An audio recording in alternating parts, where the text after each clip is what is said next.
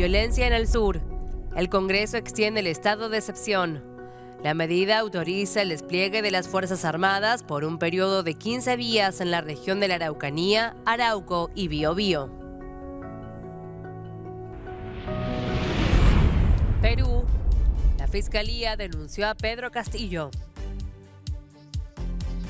Puedo anunciar a todas las peruanas y peruanos que hemos hallado muy graves y reveladores indicios de la existencia de una presunta organización criminal enquistada en el gobierno con la finalidad de copar, controlar y direccionar los procesos de contrataciones en los diferentes estamentos del Estado para obtener ganancias ilícitas. La fiscal de la Nación presentó una denuncia constitucional contra Pedro Castillo ante el Congreso. En el escrito presentado por la fiscal Patricia Benavides, Castillo habría cometido los presuntos delitos de organización criminal, tráfico de influencias y colusión. Estos ilícitos estarían vinculados a la designación de Hugo Chávez Arévalo como gerente general de Petroperú y a la licitación del puente Tarata III. La medida alcanza a los exministros Juan Silva y Geiner Alvarado. Como parte de la investigación, la Fiscalía allanó las oficinas y residencias de 6 congresistas del partido centrista Acción Popular, así como la vivienda de una hermana del presidente de Pedro Castillo. El Ministerio Público informó que el propósito del operativo, en el que participan equipos fiscales junto con agentes de la Policía Nacional, es recabar información sobre la presunta participación de esos congresistas en el direccionamiento de obras a empresas chinas y peruanas. Al tomar conocimiento, Castillo afirmó que está sufriendo una persecución política, a la vez que ha denunciado una nueva modalidad de golpe de Estado. Además, se expresó por las redes sociales: la Fiscalía ha ingresado a la casa de mi hermana. Mi madre se encuentra ahí. Este acto abusivo ha afectado su salud. Responsabilizo a la Fiscalía de la Nación por la salud de mi señora madre. El mandatario ha aseverado que el gobierno que dirige se mantendrá firme para seguir atendiendo los principales problemas del país a pesar de la persecución política.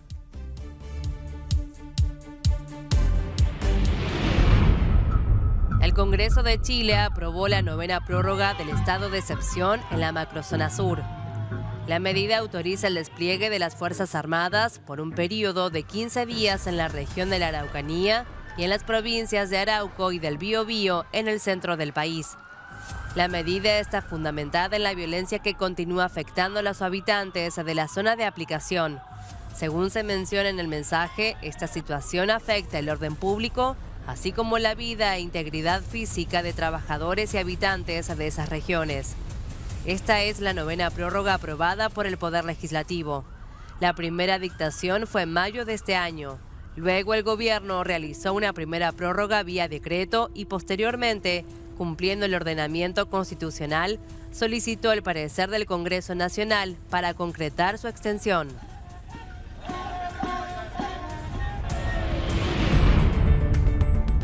Argentina cobrará tasa adicional del 25% a consumos en divisas. El gobierno informó que la nueva percepción sumará una tasa del 45% y a un impuesto del 30% que actualmente buscan proteger las menguadas reservas internacionales del país. En medio de dificultades financieras y de una inflación que superaría el 100% en 2023, la Casa Rosada pretende equilibrar sus cuentas reduciendo el déficit fiscal y fortaleciendo las reservas, los principales objetivos que se fijó el ministro de Economía, Sergio Massa, al asumir hace más de 2 meses. El titular de la Administración Federal de Ingresos Públicos, Carlos Castañeto, dijo: queremos cuidar las reservas para potenciar la producción y generación de empleo.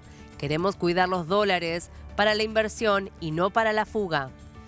El nuevo impuesto rige desde hoy para compras mensuales de $300 o más en pasajes turísticos al exterior, gastos con tarjetas en moneda extranjera y compras de bienes de lujo, lo que llevará al dólar a una cotización de alrededor de 300 pesos argentinos, el doble del valor oficial de 150,7 unidades. El Ministerio de Economía calcula que la medida afecta solo el 7% de quienes registran consumos en dólares con tarjetas de crédito. Según los datos de agosto, mientras que 2.8 millones de personas gastaron menos de $300 por mes con sus tarjetas de crédito, solo 200.000 personas gastaron por encima de ese límite y centralizaron el 81% del total de lo gastado con tarjetas. Argentina acumula 15 tipos de cotizaciones. Uruguay. El Frente Amplio respaldó al intendente de Montevideo ante el pedido de juicio político en su contra. Según expresó el partido, la moción presentada por los ediles de la coalición de gobierno aparece en un momento delicado de la institucionalidad republicana del país y es un ataque injustificado a la intendenta y al proyecto del Frente Amplio. La Cámara de Senadores uruguaya comenzará esta semana a analizar el pedido de juicio político a Carolina Cose, luego de que ediles de la coalición del gobierno, que son oposición en el departamento capital del país, consideraran su ausencia en la Junta Departamental como motivo suficiente y necesario para promover esta acción. Carolina Cose, jerarca de la comuna, cuestionó las intenciones de la oposición departamental y calificó la moción de los ediles de la coalición de Luis Lacalle Pou de barbaridad republicana. Quiero expresar que la Intendencia se apega a los más altos estándares de transparencia. No solo es la primera intendencia en transparencia según el ranking publicado por la Unidad de Acceso a la Información Pública, sino que está entre los primeros 10 lugares de transparencia después de haber sido analizado por la Unidad de Acceso a la Información Pública 228 organismos del Estado. El dictamen y el proyecto de decreto han sido aprobados en lo general por mayoría de votos. El Congreso del Estado de México aprobó el matrimonio igualitario. Luego de 15 años de espera, se convirtió en la entidad número 29 del país en permitir los matrimonios entre parejas del mismo sexo. El matrimonio igualitario en la entidad se aprobó con 50 votos a favor, 16 en contra y 6 abstenciones. El dictamen se extiende a que a partir de ahora las personas adquieren derechos y obligaciones alimentarias, posibilidad de heredar y gozar de protección contra la violencia familiar. Los únicos estados que restan a aprobar dichos derechos son Tabasco, Tamaulipas y Guerrero los faltantes. Cabe recordar que la Suprema Corte de Justicia de la Nación determinó en el año 2011 que la Constitución mexicana no refiere a un tipo específico de familia y que el matrimonio no se conforma exclusivamente por la unión de un hombre y una mujer.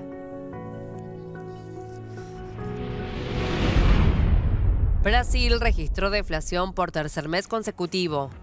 El Índice Nacional de Precios al Consumidor registró en septiembre un retroceso mensual del 0.29%, según datos publicados por el Instituto Brasileño de Geografía y Estadística. Con el dato del último mes, la inflación acumulada del 2022 asciende hasta un 4.09%, mientras que en los últimos 12 meses el registro se impulsa hasta un 7.17%, por debajo del 8.73% observado en los 12 meses inmediatamente anteriores. De los 9 grupos de productos y servicios analizados por el Instituto de Estadística, 4 redujeron sus precios durante el 9º mes del año. Así, el grupo de transporte se anotó una caída del 1.98%, inferior a la acontecida durante agosto, menos 3.37%. A esta le siguieron comunicación, menos 2.08%, y alimentos y bebidas, menos 0.51%.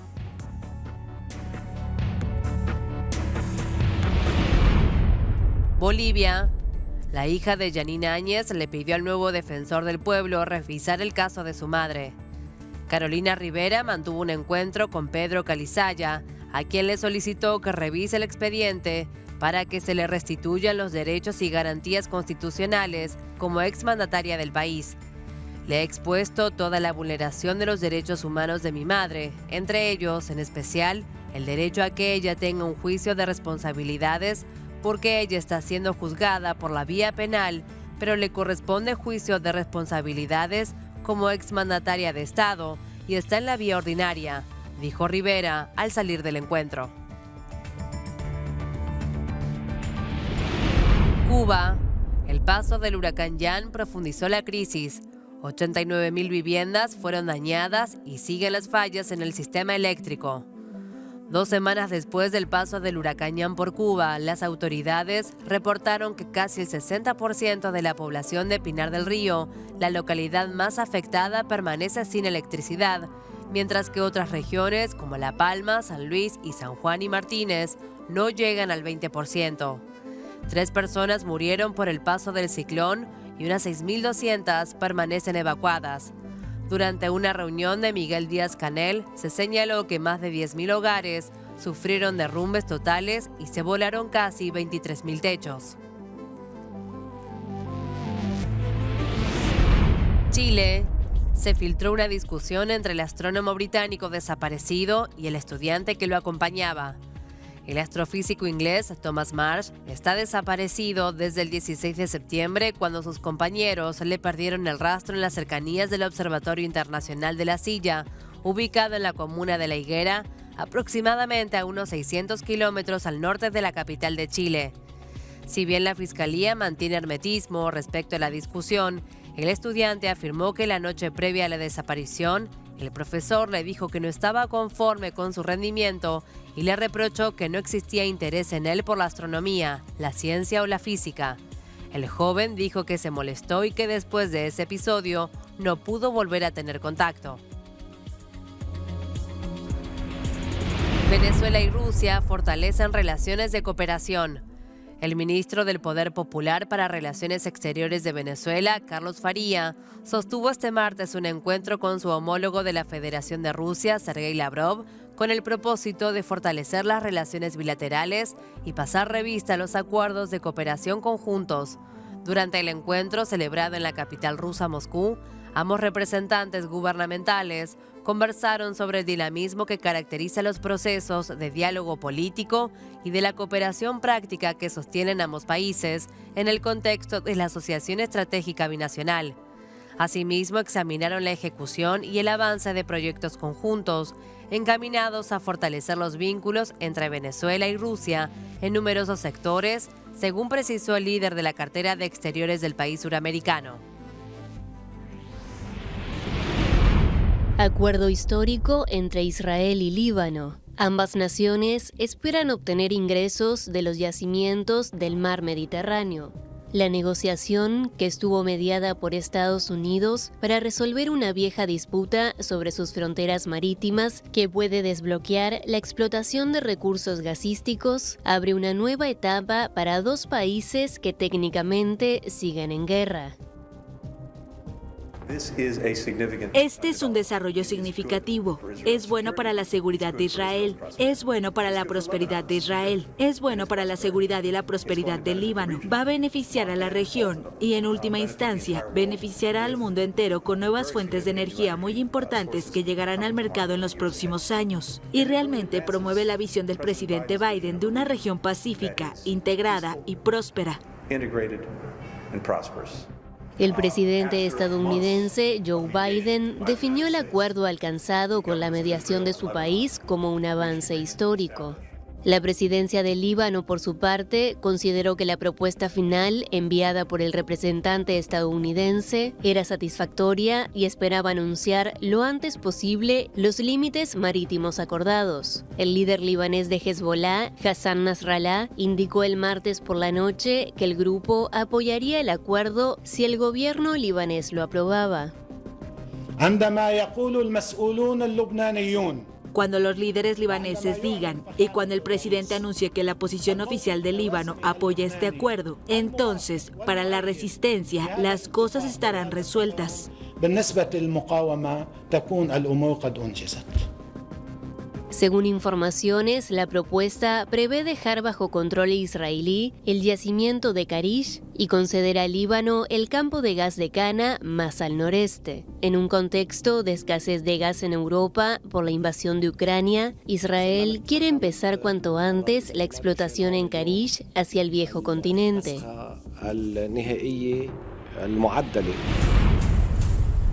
Tras los bombardeos rusos a Ucrania, la OTAN reforzará su seguridad y ratificó los ejercicios nucleares en Europa. Los misiles rusos golpearon Ucrania por segundo día, aunque con menos intensidad que el lunes, cuando decenas de ataques aéreos acabaron con la vida de 19 personas, hirieron a más de 100 y dejaron sin suministro eléctrico a todo el país. La OTAN dijo que sus Estados miembros están reforzando la seguridad en torno a instalaciones clave después de que Rusia intensificó sus ataques contra Ucrania y redobló sus amenazas contra Occidente. Las pruebas militares de la Alianza Atlántica denominadas Steadfast-Non se realizan cada año y duran unos 7 días.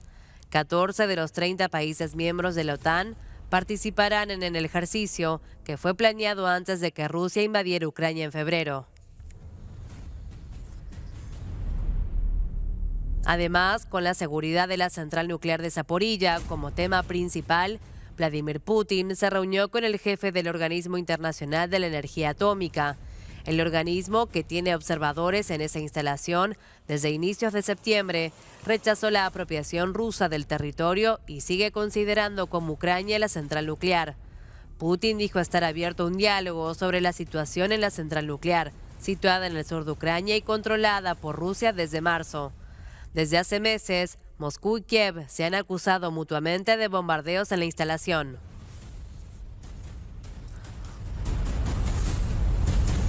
Por otro lado, Ucrania anuncia que recuperó 5 localidades ocupadas por Rusia en el sur esta mañana. Las fuerzas habían liberado 5 ciudades en la región meridional de Kherson. Las fuerzas ucranianas desplegaron desde hace semanas una contraofensiva en esta región controlada por las tropas rusas desde los primeros compases de la guerra. Enfrentando al principio a una fuerte resistencia rusa, el ejército ucraniano ha conseguido desde principios de octubre notables avances, especialmente a orillas del río Dnieper, al sur de la ciudad industrial de Kryvyi Rih. En la región, las tropas de Kiev atacaron puentes en varias ocasiones para perturbar el suministro logístico de las fuerzas de Moscú. Kherson es una de las 4 regiones de Ucrania que Rusia aseguró haber anexionado, una decisión no reconocida por Kiev ni por sus aliados occidentales. Los soldados ucranianos en el frente sur quieren llegar a Kherson en Navidad. Luego del pedido de Zelensky, Ucrania recibió su primer sistema de defensa antiaérea enviado por Alemania. En junio, el jefe de gobierno alemán, Olaf Scholz, había prometido a Kiev sistemas capaces, según él, de proteger una gran ciudad contra los bombardeos aéreos. El lunes, cuando Rusia envió decenas de misiles sobre varias ciudades ucranianas, la ministra de Defensa de Alemania, Christine Lambrecht, aseguró que el primero de estos dispositivos sería provisto a Kiev en los próximos días y que otros 3 llegarían el próximo año. El presidente Volodymyr Zelensky había pedido a las potencias occidentales a ayudar a Ucrania a tender un escudo antiaéreo tras una nueva salva de bombardeos perpetrados por Rusia.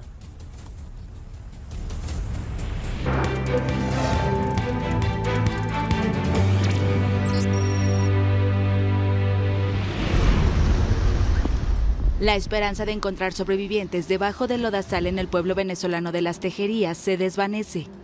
Las autoridades calculan un centenar de fallecidos tras el mayor deslave en décadas en el pueblo. Unos 3.000 efectivos entre policías, militares y miembros de protección civil coordinan esfuerzos junto a los vecinos para excavar tras una luz que arrasó el sábado este montañoso pueblo en el estado de Aragua, en el centro del país, tras extensas y copiosas lluvias. Venezuela sufre este año una típica temporada de lluvias que se ha extendido prácticamente todo el año por el fenómeno de la Niña, ondas tropicales y los coletazos del huracán Julia. El día del deslave llovió en 8 horas lo que llueve durante un mes. La crecida del río, que fue de hasta 6 metros en las estructuras más cercanas al cauce, había arrasado a árboles, automóviles, postes de luz, antenas telefónicas y parte de viviendas, muchas construidas en zonas de riesgo. La avenida principal del pueblo ya fue despejada y el servicio eléctrico se recuperó en 95%, así como la conexión telefónica. El deslave en Las Tejerías es el peor desastre natural de Venezuela en lo que va del siglo. Argentina comenzó el paro de colectivos por 48 horas en el interior del país. No habrá servicio este miércoles 12 y jueves 13. La medida se conoce tras la reunión entre los empresarios de transporte y la Unión Tranviarios Automotor. Desde el gremio sostienen que agotaron todas las instancias de negociación previas para no perjudicar a los 9 millones de usuarios que a diario utilizan los servicios y afirmaron que los empresarios niegan el acuerdo y no abonan el aumento. La huelga no incluirá el área metropolitana de Buenos Aires, es decir, afecta a 23 de los 24 de los distritos. También sostienen la necesidad de que se cumpla la premisa de igual remuneración por igual tarea para los trabajadores del interior del país y exigió un mayor compromiso y participación de los gobernantes. Brasil. Bolsonaro volvió a cuestionar la fiabilidad del sistema electoral. El presidente Jair Bolsonaro volvió a poner en duda la legitimidad del mismo de cara al balotaje del 30 de octubre, en el que se enfrentará a Lula da Silva. El mandatario ultraderechista, quien busca la reelección, señaló la posibilidad de fraude a través de las urnas electrónicas y hasta ha amenazado con no reconocer los resultados en caso de perder las elecciones. Levantando nuevas sospechas, Bolsonaro pidió a los electores permanecer en la zona de la sección electoral donde cada uno vota hasta que se determine el resultado. Organismos y expertos internacionales actuaron como observadores en los comicios, en los que además se eligieron gobernadores y congresistas. Entre ellos, una misión de la OEA indicó que la votación se desarrolló normalmente y en orden. Estudiantes de Ecuador rechazan el veto a la ley de presupuestos. La Federación de Estudiantes Universitarios rechazó el veto parcial de Guillermo Lasso al proyecto de ley de presupuestos incrementales para salud y educación, aprobado por la Asamblea Nacional en septiembre pasado, y exigió al gobierno que cumpla sus obligaciones con la enseñanza. Por medio de un comunicado, el ente subrayó que la actitud del jefe de Estado demuestra su interés en continuar aplicando medidas económicas del Fondo Monetario Internacional para reducir los fondos destinados a los sectores de la salud y la educación. Para las universidades, durante los últimos 5 años, se ha reducido el presupuesto en más de 340 millones de dólares y en el gobierno de Guillermo Lasso se ha reducido a la universidad pública más de 80 millones de dólares, detalló el texto. En ese sentido, la Federación de Estudiantes Universitarios precisó que tales recortes han afectado, entre otros aspectos, la posibilidad de contar con una amplia oferta académica, la inversión en programas de mejoramientos infraestructurales de los espacios físicos y la contratación de personal docente.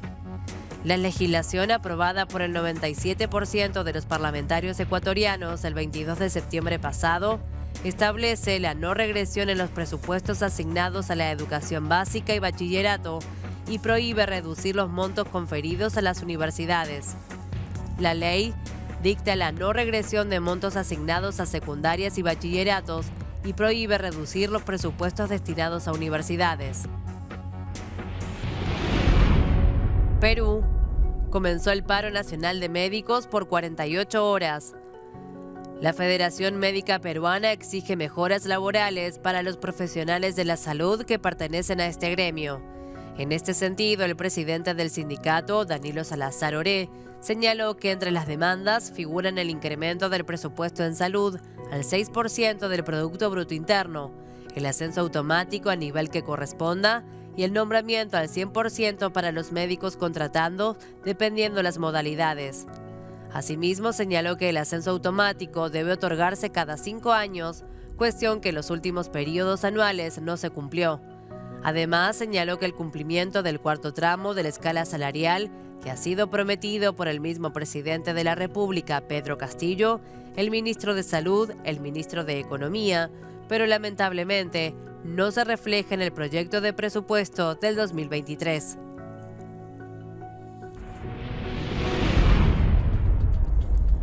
México. El Senado mexicano prohibió por ley las terapias de conversión para personas LGBTIQ+. Lucía Mesa, senadora de Morena, destacó que con el dictamen aprobado queda penalizada cualquier práctica médica o mental que atente contra la orientación sexual o la identidad de género de las personas. Con 69 votos a favor, 2 en contra y 16 abstenciones, la Cámara Alta dio su visto bueno a un proyecto que reforma el Código Penal Federal y la Ley General de Salud y que impone penas de 2 a 6 años de prisión a quien promueva o aplique cualquier tratamiento destinado a obstaculizar o modificar la orientación sexual, identidad o expresión de género de una persona. La reforma aprobada establece una suspensión profesional de 1 a 3 años al personal de salud que realice cualquier tipo de práctica de conversión. Chile negocia la visita de Joe Biden al país para celebrar los 200 años de su relación con Estados Unidos. En el gobierno de Gabriel Boric desean que el presidente o su vice, Kamala Harris, sean parte de las conmemoraciones en 2023. Este camino ha estado marcado por buenos momentos, como la firma del Acuerdo de Libre Comercio hace 20 años, y de tensas temporadas como la influencia norteamericana en el golpe de Estado, que derrocó al gobierno del mandatario chileno Salvador Allende. Las conversaciones entre ambas naciones se hicieron notar tras la visita a Chile del secretario de Estado Antony Blinken, en el que sostuvo una reunión con la ministra de Relaciones Exteriores, Antonia Urrejola. Para Urrejola, la conmemoración de este hito servirá para realizar un balance de los vínculos, aprender de las lecciones del pasado y también proyectar el futuro de una relación bilateral fructífera.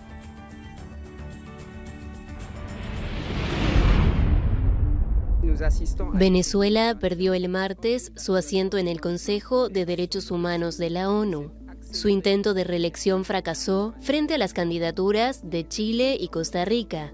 14 de los 47 escaños de este órgano con sede en Ginebra estaban en juego en una votación en la cual los países se presentan divididos por regiones ante el conjunto de la Asamblea General. América Latina tenía 2 escaños libres y en general cada grupo regional preselecciona sus candidatos que luego son elegidos sin problema por la mayoría de la Asamblea. Pero en este caso, 3 países del bloque se presentaron y en la votación, que fue secreta y sin discursos, Chile obtuvo 144 votos, Costa Rica 134 y Venezuela 88. Varias organizaciones no gubernamentales habían llamado a no votar por Venezuela. El director para la ONU de la ONG Human Rights Watch, Louis Charbonneau, consideró la votación una gran noticia. En septiembre de este año, un informe de la ONU denunció que los servicios de inteligencia de Venezuela cometen crímenes de lesa humanidad bajo las órdenes de las altas esferas del gobierno. Por su parte, el presidente de Chile, Gabriel Boric, celebró el ingreso de su país en el organismo. Con la salida de Venezuela del Consejo, Rusia y China pierden un fiel aliado. Joe Biden aseguró que Putin calculó mal la capacidad de sus tropas para ocupar Ucrania. Pensó que sería recibido con los brazos abiertos. El mandatario demócrata dijo que el líder ruso subestimó la ferocidad del desafío ucraniano frente a la invasión. Polémica por un supuesto diálogo entre Vladimir Putin y Elon Musk antes de lanzar su propuesta de paz para Rusia y Ucrania. El multimillonario estadounidense Elon Musk habría hablado directamente con el presidente ruso Vladimir Putin antes de tuitear una polémica propuesta para poner fin a la guerra en Ucrania, reveló este martes uno de los más respetados analistas de política internacional del mundo. Jan Bremer, fundador de la consultora de riesgo político Eurasia Group, escribió en un correo enviado a sus suscriptores que Musk, dueño de las empresas Tesla y SpaceX y hombre más rico del mundo, le dijo que Putin estaba preparado para negociar, aunque bajo 3 condiciones: que Crimea siguiera siendo rusa, que Ucrania aceptara una forma de neutralidad permanente y que Ucrania reconociera la anexión de las regiones de Lugansk, Donetsk, Gerson y Zaporilla por parte de Rusia. Japón enviará ayuda de emergencia a Cuba. Es para contribuir en las labores de recuperación tras el paso del huracán Yan por el país, reportaron fuentes oficiales. La ayuda se brindará a través de la Agencia Japonesa de Cooperación Internacional, que enviará bienes de emergencia a la isla, a petición del gobierno cubano. En respuesta a los graves daños causados por el evento meteorológico, se entregarán purificadores y tanques de almacenamiento de agua, carretes de código y juegos de adaptadores. La NASA anunció que logró desviar un asteroide de su trayectoria, lanzando una nave del tamaño de una nevera contra su superficie. Una nave de la misión DART se estrelló deliberadamente el 26 de septiembre contra el asteroide Dimorphos, que es el satélite de un asteroide más grande llamado Didymos. Todos nosotros tenemos la responsabilidad de proteger nuestro planeta. Después de todo, es lo único que tenemos. Esta misión muestra que la NASA está tratando de estar lista para lo que el universo nos depare. Creo que la NASA ha probado que somos serios como defensores del planeta.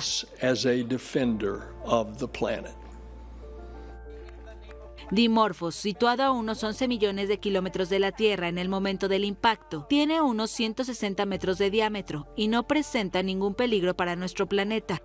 Para confirmar que la trayectoria del asteroide varió, hubo que esperar a que los científicos analizaran los datos de los telescopios en la Tierra. Después, los telescopios James Webb y Hubble, los observatorios espaciales más potentes, revelaron detalles del impacto de la nave espacial de la NASA, dejando a la vista la materia arrancada del astro. Todo esto debería permitir comprender mejor la composición de Dimorphos, un ejemplo de asteroides bastante frecuentes, y por lo tanto medir el efecto exacto que esta técnica, llamada impacto cinético, puede tener sobre ellos. Conocer esos detalles es importante en el caso de que la humanidad se viera obligada alguna vez a desviar un objeto que se acerca a la Tierra.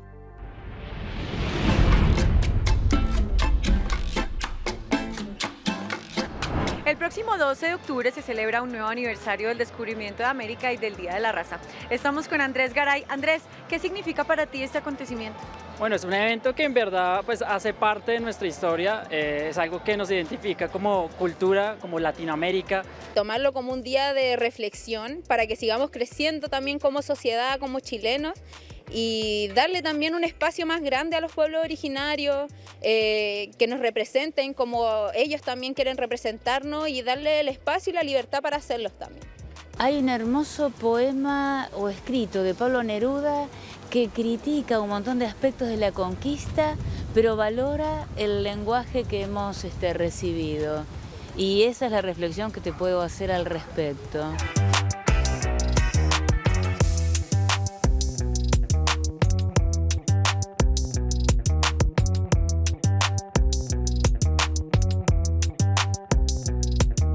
¿Qué crees que tenemos todos en común? Primero como latinoamericanos y segundo pues como humanidad. Que tenemos que ser más unidos, que tenemos que respetarnos. Son distintas las que poseemos, ¿no?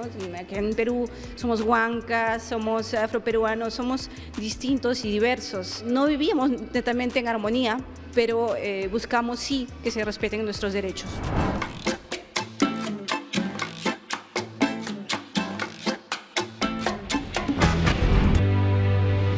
Argentina. Alberto Fernández se reunió con referentes de comunidades mapuches en Neuquén. En su visita a la provincia patagónica, el presidente mantuvo un encuentro con representantes de distintas comunidades mapuches, quienes le transmitieron su predisposición para organizar un espacio de diálogo con el fin de resolver conflictos. Asimismo, reclamaron por la situación de las mujeres detenidas en Villa Mascardi y destacó la necesidad de avanzar en el diálogo para seguir progresando en la construcción multicultural. Los referentes mapuches también hicieron hincapié en las experiencias de gestión compartida en diversos parques nacionales y destacaron el impulso de obras históricas como un gasoducto y un acueducto que van a beneficiar a las comunidades originarias.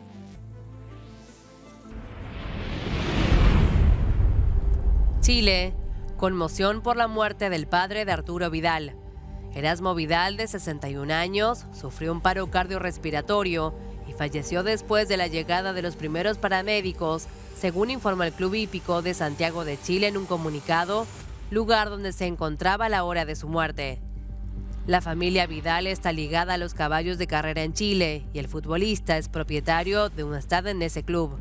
Flamengo de Brasil, club donde actualmente juega Vidal, y Colo-Colo, donde surgió el futbolista, enviaron sus condolencias al futbolista mediante las redes sociales. Arturo Vidal todavía se encuentra en Brasil, ya que el sábado jugó para Flamengo en el triunfo sobre Cuiabá por la fecha 31 del campeonato brasileño.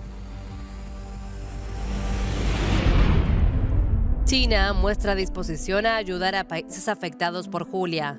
El gobierno de China manifestó su disposición a brindar asistencia a Venezuela, Colombia, Costa Rica, El Salvador, Nicaragua y Panamá y otros estados de América Latina afectados por el huracán Julia, que provocó severos daños materiales y alrededor de 30 personas fallecidas.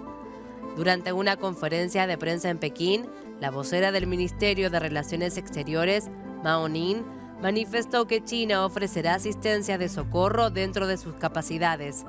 La funcionaria valoró que Julia desencadenó desastres naturales como inundaciones repentinas y deslizamientos de tierra, los cuales causaron muertes y pérdida de propiedad. Tormentas causan lluvias torrenciales en Acapulco.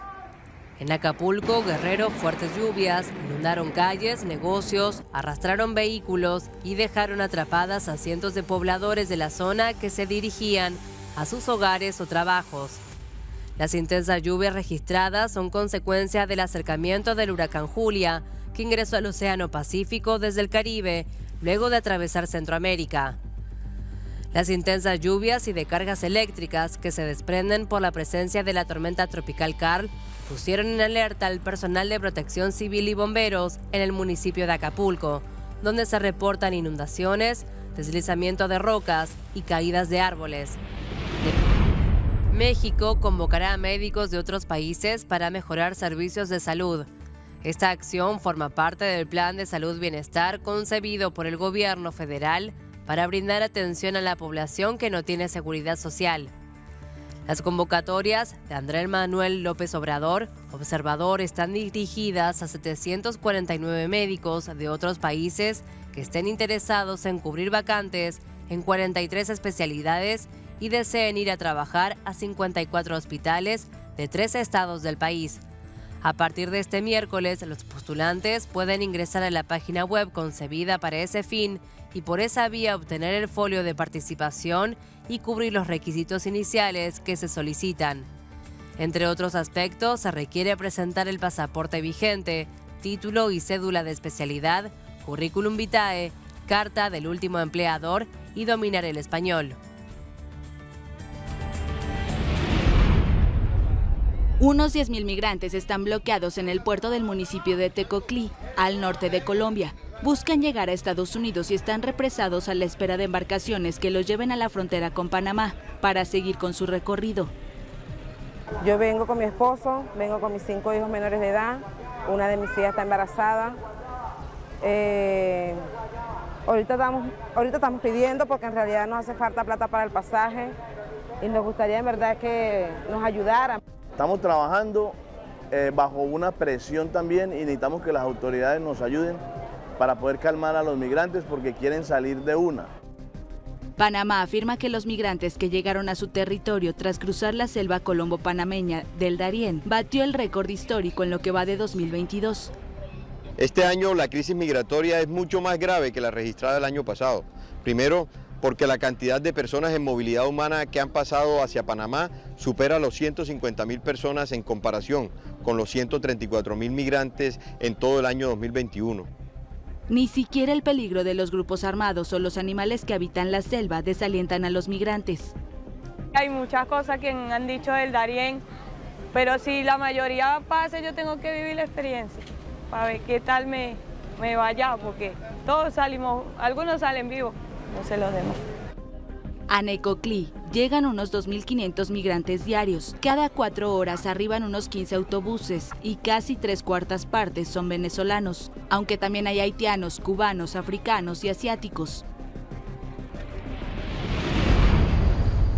La economía global se acerca un poco más a la recesión. Eso advirtió el martes el Fondo Monetario Internacional, que mantuvo en 3.2% la previsión de crecimiento para 2022, pero bajó por 4ª vez sus expectativas para 2023, que ahora es de 2.7%. El organismo está preocupado por la inflación y el impacto de la guerra en Ucrania.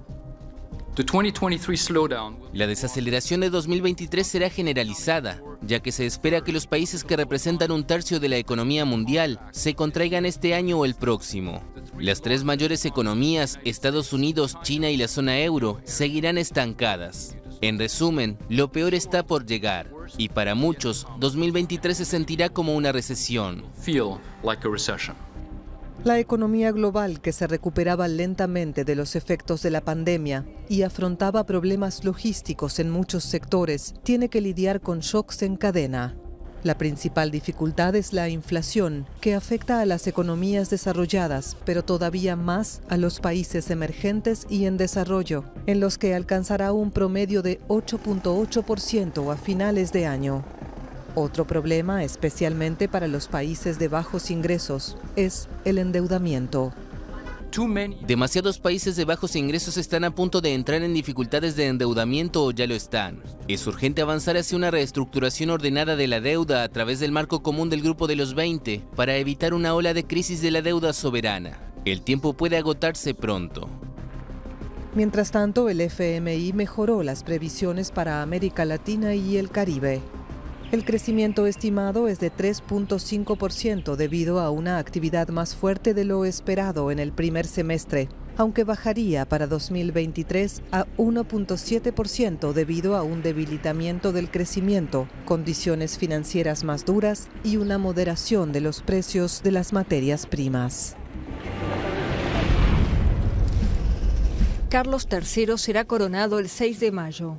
Proclamado monarca del Reino Unido en septiembre tras la muerte de su madre Isabel II, el rey será ungido, bendecido y consagrado en la abadía de Westminster de Londres.